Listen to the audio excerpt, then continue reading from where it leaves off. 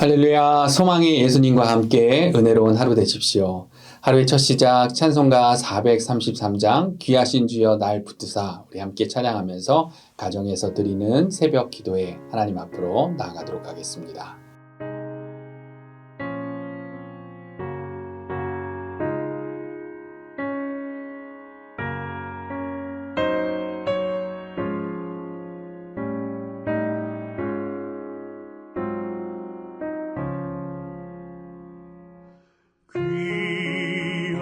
귀하신 주여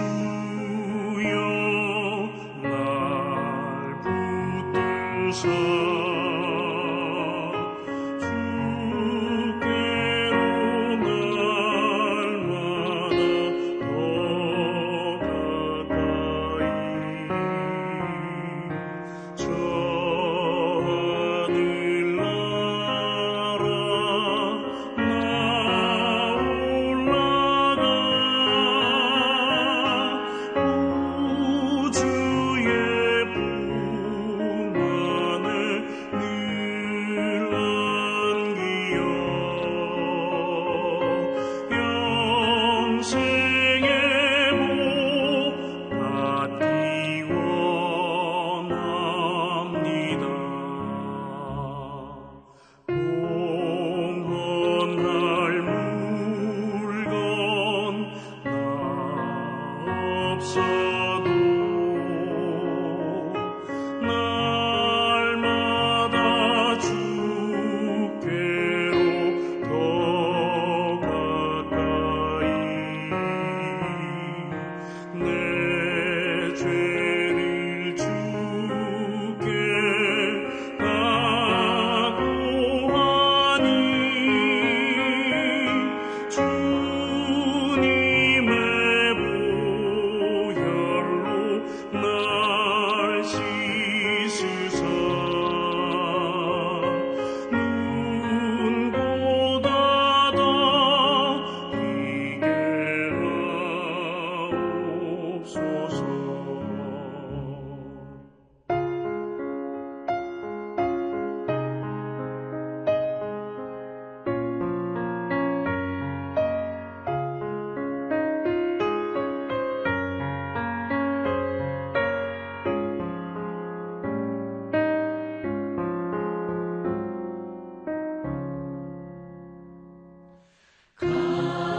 가나간 마귀 날 괴어도 주 예수 앞으로 더 가까이 이 세상 속한 그 허영심 고추한 생각을 놔버리니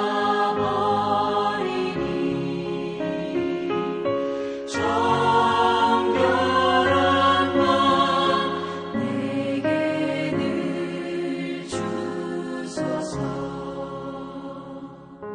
이 세상 내가 살 동안에 주께로 날마다 더 가까이 저 배는 천국 나 들어가 한없는 목락을 다 얻도록 풍성한 은혜를 주옵소서.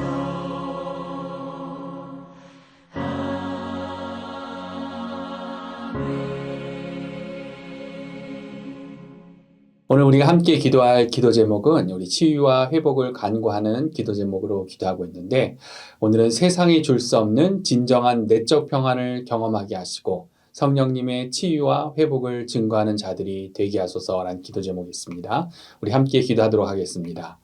좋으신 은혜 하나님 감사합니다. 오늘도 하나님께 귀한 찬양의 고백으로 또 기도로 말씀으로 시작할 수 있는 은혜 주심에 감사합니다. 오늘 우리가 함께 기도하는 기도 제목처럼 우리가 먼저 성령님께서 주시는 진정한 내적 평안을 경험하게 하시고 그런 평안과 은혜로 또 다른 사람에게 전할 수 있는 그런 넉넉함을 우리 가운데 허락하여 주시옵소서.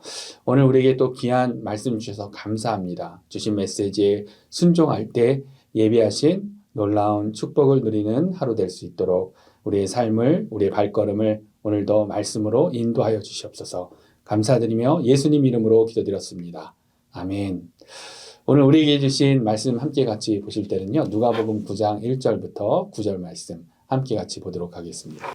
예수께서 12제자를 불러 모으사 모든 귀신을 제어하며 병을 고치는 능력과 권위를 주시고 하나님의 나라를 전파하며 앓는 자를 고치게 하려고 내보내시며 이르시되 여행을 위하여 아무것도 가지지 말라. 지팡이나 배낭이나 양식이나 돈이나 두벌옷을 가지지 말며 어느 집에 들어가든지 거기서 머물다가 거기서 떠나라. 누구든지 너희를 영접하지 아니하거든 그 성에서 떠날 때 너희 발에서 먼지를 떨어버려 그들에게 증거를 삼으라 하시니 제자들이 나가 각 마을에 두루 다니며 곳곳에 복음을 전하며 병을 고치더라. 분봉왕 헤롯이 이 모든 일을 듣고 심히 당황하니 이는 어떤 사람은 요한이 죽은 자 가운데서 살아났다고도 하며 어떤 사람은 엘리야가 나타났다고도 하며 어떤 사람은 옛 선지자 한 사람이 다시 살아났다고도 함이라. 헤롯이 이르되 요한은 내가 목을 베었거늘 이제 이런 일이 들리니 이 사람이 누군가 하며 그를 보고자 하더라. 아멘. 우리에게 주신 하나님의 귀한 말씀입니다. 오늘 예수님께서 12제자에게 능력을 주시며 권세와 능력을 주시며 파송 그렇게 하는 내용인데 말씀 보시면서 어떠십니까? 좀 부럽지 않습니까? 그래서 우리에게도 나에게도 예수님께서 이런 12제자들에게 주신 것처럼 이런 능력과 권세를 주신다면 얼마나 좋을까? 그래서 막 눈으로 보이지 않는 영적 세계가 다 열려서 환히 보이게 되고 또 오늘 본문처럼 가는 곳마다 귀신들이 막 다 보이고 그래서 물론 뭐 귀신들이 다 보이는 것이 별로 안 좋을 수도 있겠지만 모든 귀신들을 제하는 권세까지 다 주신 것이죠. 그러니까 두려울 게 없습니다. 그래서 오늘 이 제자들에게 주셨던 이런 능력이 나에게도 주어진다면 정말 멋지게 사역할 수 있겠다 이런 생각을 할지 모르겠습니다. 예수님께서 그렇게 권세와 능력으로 제자들을 파송하셨는데 오늘 본문이 이제 9절까지 우리가 봤는데 내일 본문 처음 시작 10절을 보시면 사도들이 돌아와 자기들이 행한 모든 것을 예수께 여쭈니 이렇게 되어 있습니다. 이 제자들에게 얼마나 많은 그 간증들이 있었겠습니까? 자기들이 행한 모든 것을 예수님께 여쭈었다고 이렇게 아주 짧게 기록되어 있지만 아마 서로가 이 제자들이 서로 막 자기들이 겪었던 일들 경쟁적으로 그 이야기 예수님께 막 들려드리느라고 아주 오랜 시간 그렇게 그런 간증의 시간이 있지 않았을까 이렇게 우리가 생각해 볼 수 있는 것이죠. 그리고 이제 제자들은 이제 이 세상을 다 이긴 것 같고 이렇게 메시아 왕국이 건설되는 것 같고 자신들은 이제 그런 하나님의 나라의 주인공이 되는 것 같았을 그런 기분을 느끼지 않았을까 그렇게 생각합니다. 그런데 우리가 알아야 할 것이 무엇입니까? 그런데 그렇지 않죠. 오늘 이야기가 끝이 아닙니다. 오늘 예수님의 가르침이 끝이 아닙니다. 오늘 예수님이 주신 권세와 능력으로 놀라운 일을 행한 12제자들. 그러나 이 12제자들 중에는 가룟 유다도 있는 거죠. 분명 가룟 유다도 그래서 고을마다 다니면서 놀라운 이적과 신비한 역사들을 경험했을 것입니다. 6절을 보면 제자들이 나가 각 마을에 두루 다니며 곳곳에 복음을 전하며 병을 고치더라. 이런 놀라운 일을 행했을 그 제자들. 특별히 가룟 유다를 생각해보면 가룟 유다가 왜 예수님을 배신하게 될까? 그리고 다른 제자들도 왜 십자가 사건 때 다 뿔뿔이 흩어지고 도망하고 다시 갈릴리로 돌아가는 그런 다시 자신의 그 어부의 일로 돌아가는 그런 자들이 되었을까? 우리가 이런 질문을 해봐야 하는 것이죠. 그러니까 오늘 본문의 이 기본적인 메시지는 내 능력이 아니라 예수님의 권세와 능력으로 우리가 사역해야 한다라는 거지만 그것보다 생각해 보면 더 중요한 것은 예수님이 누구신지 그것을 제대로 알아야 한다는 것. 우리가 그것을 생각하게 됩니다. 그래서 요즘 누가복음 내용들 보면 수많은 무리들이 막 신기한 이적을, 예수님의 신기한 이적을 보겠다고 병고침을 받겠다고 뭐 서로 밀치며 예수님을 따르고 만지려고 하는 그런 내용들이 나오지만 정작 잘 보면 어떻습니까? 예수님이 누구신지도 모르면서 따르고 있는 것입니다. 오늘 본문에 이 분봉왕 헤롯 안디바스가 심히 당황한 이야기가 이제 7절부터 나오는데요. 7절 다시 보면 분봉왕 헤롯이 모든 일을 듣고 심히 당황하여 하니 이는 어떤 사람은 요한이 죽은 자 가운데서 살아났다고도 하며 어떤 사람은 엘리야가 나타났다고도 하며 어떤 사람은 옛 선지자 한 사람이 다시 살아났다고도 함이라.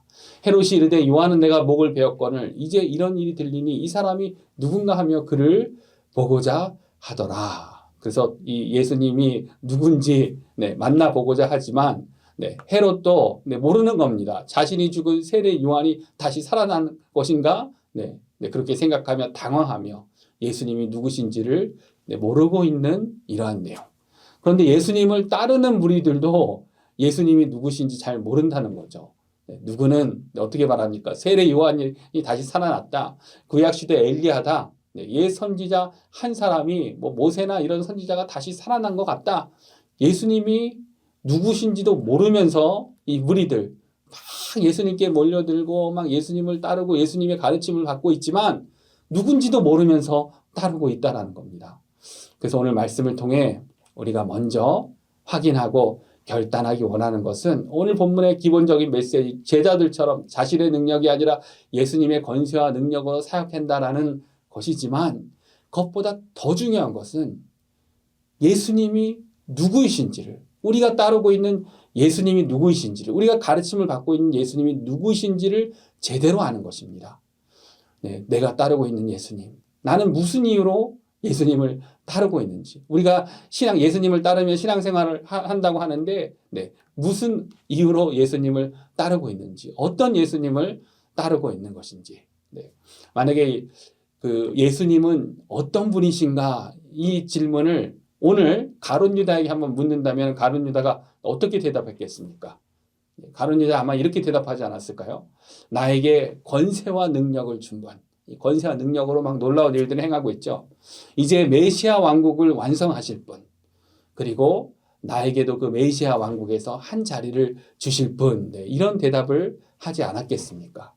여러분, 우리가 따르고 있는 예수님, 우리가 신앙생활하면서 가르침 받고 우리가 따르는 예수님에 대해서 우리는 어떻게 대답을 하겠습니까? 그래서 먼저 우리가 알아야 할 것, 예수님은 우리의 구원자, 영원한 친구 되신 하나님이시다. 이 고백이 우리에게 너무나 중요하다 생각합니다. 권세를 행하고 이적을 행하고 귀신을 제어하는 그런 능력도 좋겠지만 그런 권세가 아니어도, 그런 이적이 우리에게 주어지지 않아도 예수님은 우리를 죄와 사망으로부터 구원하신 구원자라는 그 사실, 그리고 우리가 이 땅에서의 짧은 삶만이 아니라 영원한 나라에서 영원히 친구 되실 하나님이라는 사실, 이것이 우리에게 진정한 위로와 축복이 되는 진리라 생각합니다. 그렇기 때문에 예수님은 계속해서 당신이 누구신지를 제자들에게 가르치십니다. 그래서 오늘 본문에 이제 이어지는 스토리들도 보면 오병이어 이적을 행하시고 예수님이 제자들에게 묻는 거죠. 무리들이 나를 누구라 하느냐? 내가 누군지를 알면서 이렇게 따르고 있는 거냐? 또 그 제자들이 어떻게 대답합니까? 또 세례 요한, 엘리야, 선지자 중에 한 명이라고 합니다. 그럼 예수님이 또 물어보시잖아요. 그러면 너희는 나를 누구라 하느냐? 예수님은 계속해서 그 고백을 들으시면서 당신이 누구이신지를 가르치시기를 원하십니다. 또 이제 이어지는 변화산 그 스토리에서도 예수님은 결국은 무엇을 보여주시는 겁니까? 하나님이시, 성자 예수님이심을 보여주시는 것입니다. 마태복음, 마가복음을 봐도 보면은 저 먼 갈릴리 북쪽에 있는 이 가이사라 빌립보까지 이 제자들을 데리고 가셔서 그 많은 막 판신전, 제우스 신전들이 막 가득 있는 그곳에서 사람들이 나를 누구라 하느냐 또 물으시는 거죠. 네, 뭐 엘리야라고 합니다. 선지자라고 합니다. 너희는 나를 누구라 하느냐? 네, 물으시며 네, 예수님이 누구신지에 대해서 가르쳐 주시는 것이죠. 베드로가 네, 그 질문에 주는 그리스도시요 살아계신 하나님의 아들이십니다라고 고백하지만 네, 결국은 십자가 사건 때 어린 여종 앞에서 예수님을 부인하고 그 예수님의 제자들 모두가 다 뿔뿔이 흩어져 도망하는 그런 모습을 보게 됩니다. 그래서 제자들은 부활하신 예수님을 만나고 나서야 예수님이 누구신지를 진정으로 알게 되는 것이죠. 오순절 성령 강림 그 사건 때 그 능력을 경험하고서야 예수 그리스도를 담대하게 증거하기 시작하는 것을 우리가 알게 됩니다. 여러분, 우리가 따르는 예수님은 어떤 분이십니까? 왜 예수님을 따르고 있습니까? 네. 예수님이 누구이신지는 별로 중요하지 않고 나에게 주신 이 특별한 권세와 어떤 능력, 이것만이 중요하다. 혹시 그렇게 생각하지 않습니까? 그래서는 안 되는 것이죠. 오늘 내가 따르는 예수님은 어떠한 분이신지를 다시금 우리가 확인하기 원합니다. 진리를 붙들기 원합니다. 더러는 뭐 세례 요한, 더러는 엘리야, 더러는 선지자 중에 한 분이 아니라 우리 예수님은, 나의 예수님은 성자 예수님, 나를 사랑하셔서 나를 구원하신 분, 죄와 사망의 권세를 이기신 분, 나에게 영원한 생명을 주시고 영원한 친구가 되실 그러한 하나님, 이 땅에 잠시 왔다가 사라지는 내 왕국이 아니라 영원한 하나님의 나라에서 내가 영원히 높여 찬양할 하나님, 네, 우리가 붙들 진리인 것이죠. 나는 왜 예수님을 따르는가? 나의 예수님은 어떤 분이신가? 오늘도 계속 묵상하시면서 그 예수님의 능력으로 더 힘있게 살아가시는 저와 여러분들 되시기를 우리 주 예수님의 이름으로 축원합니다. 두 번째로 오늘 말씀을 통해 마지막으로 하나 더 오늘 본문에서 예수님이 가르쳐 주시는 더 배울 수 있는 영적 원리를 생각해 보면 그것은 하나님만 전적으로 의지할 때 놀라운 능력이 나온다라는 그러한 가르침이죠. 그래서 오늘 파송되는 제자들을 보면 아주 특별한 기간을 갖습니다. 3절부터 보면 이르시되 여행을 위하여 아무것도 가지지 말라. 지팡이나 배낭이나 양식이나 돈이나 두벌옷을 가지지 말며 어느 집에 들어가든지 거기서 머물다가 거기서 떠나라. 네. 그리고 내일 본문 이제 10절을 보시면 사도들이 돌아와 자기들이 행한 모든 것을 예수께 여쭈니, 네, 이렇게 이 스토리가 이렇게 진행이 된 것입니다. 그러니까 예수님의 명령은 어떤 명령입니까? 너희는 앞으로 죽을 때까지 옷도 한 번 이상은 안 되고 평생토록 이렇게 살아야 된다라는 것은 아니었던 것이죠. 전도를 위한, 전도 여행을 위한 아주 특별한 기간을 갖도록 하셨는데 이 기간 동안에는 지팡이, 배낭, 음식, 옷, 또 무조건 한 벌만 입는 아주 특별했던 그런 훈련 기간을 주셨던 것입니다. 이것이 어떤 훈련입니까? 오직 하나님만 신뢰하는 훈련인 것이죠. 그래서 우리가 생각해 보면 이 걸을 때 지팡이라도 의지하면은 좀 편할 텐데 하이킹 할 때 이거 있는 거 편한 거 우리가 알잖아요. 그리고 고을마다 또 다닐 때 당시 얼마나 위험합니까? 근데 뭔가 손에 뭐 이렇게 지팡이 같은 이 무기라도 좀 있어야 강도들로부터 보호가 될 텐데 지팡이를 또 가지지 말라고 하는 거죠. 음식도 가져서는 안 되죠. 사 먹을 돈도 없죠. 뭐라고 팔 수 있을 뭐 물건이라도 늘 이렇게 짐이 있어야 되는데 아무런 짐도 없이 그냥 완전히 거의 맨몸 아닙니까? 이렇게 가라고 하는데 이게 어떤 훈련입니까? 어떤 훈련이겠습니까? 이렇게 되면 오직 하나님만 신뢰하게 되는 훈련인 거죠. 그래서 아마 다닐 때마다 기도가 저절로 막 나갔을 것 같습니다. 왜 그렇습니까? 하나님 도와주세요. 너무 위험하니까. 하나님 지켜주세요. 하나님 인도해 주세요. 그 하나님의 인도 없이는 밥도 먹을 수 없는 그런 상황. 이것이 바로 예수님이 제자들을 가르치신 특별한 훈련 방법이었습니다. 이렇게 아무것도 없이 전적으로 하나님 말씀만 의지해 보니까 맨몸으로 예수님이 주신 권세만 갖고 해보니까 놀라운 일들이 오늘 일어났다는 것을 말씀이 증거하고 있는 것이죠. 제자들이 나가 각 마을에 두루 다니며 곳곳에 복음을 전하며 병을 고치더라. 이렇게 제자들을 통해 각 마을마다 이스라엘 땅에 놀라운 역사가 일어났다는 것을 알게 됩니다. 그래서 마지막 결단은 우리도 이러한 특별한 기간, 하나님만 전적으로 신뢰하는 이 기간이 너무 중요하다는 것, 이 능력을 잊지 말자는 것입니다. 예수님이 가르쳐 주신 영적 원리, 모든 것을 다 내려놓고 하나님만 바라보고 하나님만 의지할 때 놀라운 능력이 나오는 것을 우리에게 가르치시는 것입니다. 오직 하나님을 신뢰하는 훈련인 것이죠.